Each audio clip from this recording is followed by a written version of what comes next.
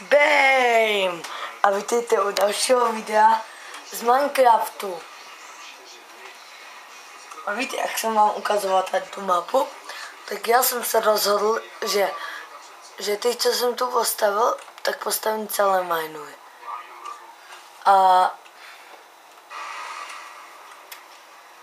já vám teďka je ukážu. Takže to je Gogo s Kapi a s krumpáčem diamantovým. Tu máte, vidíte, cedulku Gogo. Tu je Minecraft, který je udělaný do detailu. Myslíte, že váš otec po vás chce tak moc, když máte udržovat čistotu? To ne. Tak fajn, tak to zas na chvíli trochu uklidíme.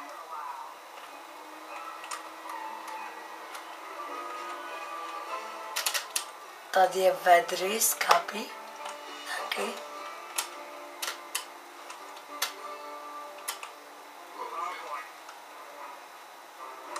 Musí tam ten komín tak trčet. Není to úplně špatné. Jak to vidíte? Myslím, že Ulice vedry. to... Zmizí? Máme nový trh, takže tam museli dát tenhle šílený komín. A tady máte Kogiho. Říkal jsem si, že to vypadá na to příšer. Já samozřejmě ještě to stavím. Tak to zkusíme přestříkat a uvidíte. To je šílené. Co? Když vidím na tu trubku, která vede z krbu, tu stříbrnou troubu, která tam venku točí, prostě se s tím nedokážu srovnat, jsem z toho úplně hotový. No to teda vidím, tak se přece trochu uklidni. Každou chvilku je něco špatně a Jdu vyspat do rakety. je to úplně rozhodí, je to úplně proti filozofii Feng Shui. Kdy bude ten komín asi tak vyvedený? No, myslel jsem, že to bude jen nějaký malý produkt na střeše.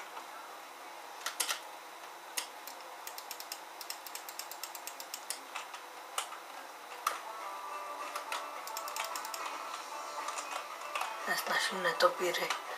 Nechci, aby mi tu lítali Batmani. Chci, aby mi tu lítali Ironmani. Tak asi dneska si postavíme house, ale až v příštím videu.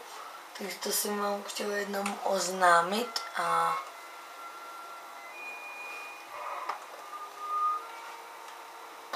ještě tady udělám obří nápis mineu.cz.